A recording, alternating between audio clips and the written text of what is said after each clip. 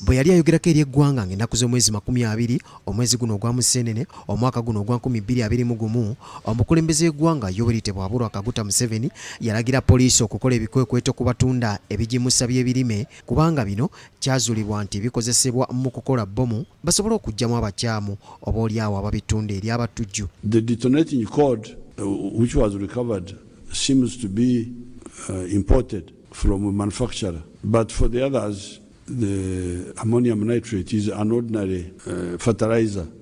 So therefore, we shall track the source of these explosives. Of course, for the fertilizers, the police should now tighten the people who sell fertilizers, ordinary fertilizers, to make sure that they check whom they are selling to.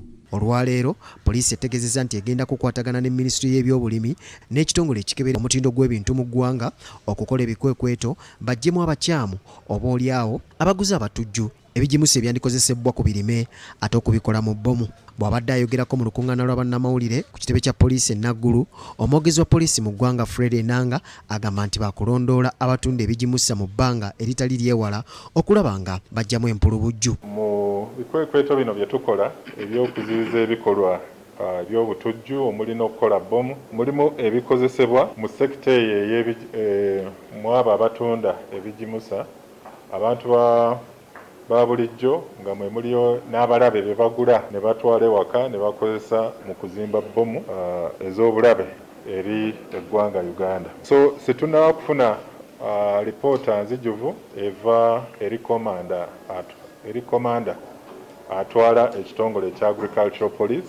Tugenda kukirondoola n'okigoberera okulaba waliwo ebikwekweto bye bakoze. Ono ategeezezza nti baliko amaka g'omu ku bakwate ewakoleddwa ekikwekweto. Eno basanzeeyo jaketi 2 eziteekwamu bbomu n'ebintu ebirala ebikozesebwa mu kuzikola mu bitundu eby'ennabweru. Mu sabbiiti eyo twasobola okugenda ne tusobola okuzuula amasasi ne magazines. Twasobola okufuna ebintu ebikozesebwa mu kuzimba bbomu. Ne tuzuula ne jaketi awamu n'emisipi ezikozesebwa balumira mwoyo mu kitundu eky'ennabweru. Twafuna ensawo nnamba omwali bu capacitors obukozesebwa mu kuzimba bbomu. Amasasi gaali 21 nga ey'emmundu ekika kya AK-47. Emmundu tetwagisanga era tuli mu kaweefuba okulaba nti tulondoola emmundu eno waweeri. Enanga abuuziddwa ku ky'okukwata abantu bano abatujju kyokka nga n'okutuusa kati tebannasimbibwa mu kkooti ng'essaawa 48 ezikakatibwa ku muntu abakwatiddwa okumutwala mu kkooti zaayitako dda bw'ati bw'ayanukudde. Tufuna okuwabula buli kaseera okuva mu ofiisi eya DPP okutuwabula. We banaakizuula nti essaawa 48 zirina obulabe oba basuusizza mu ssaawa 48 kiyinza okukosa omusango, tujja kuwabula. Naye nga ebikwekweto bino bye tukola n'okunoonyereza kuno kutera okubeera okw'enjawulo oba ekiri exceptional kuba abantu betudiilinga nabo bantu batujju ate nga tulina okulaba nga tufuna information eyo omutujju tamala gavaayo n'akugamba nti ewaka ninayo bbomu bweziti oba egindi ninayo gundi bweziti. So tulina okuyitira mu makubo mangi wansi w'amateeka okulaba nga tubajjamu information.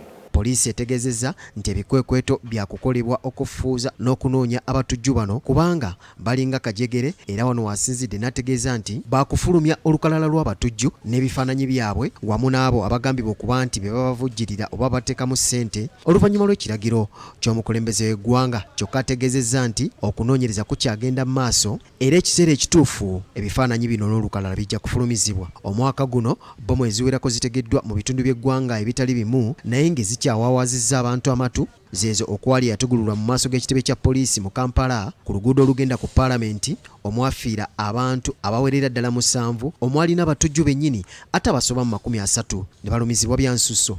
Mark Jackson Kasule, BBS Terefayina, Gambuuze. Webale nnyo Mark Jackson.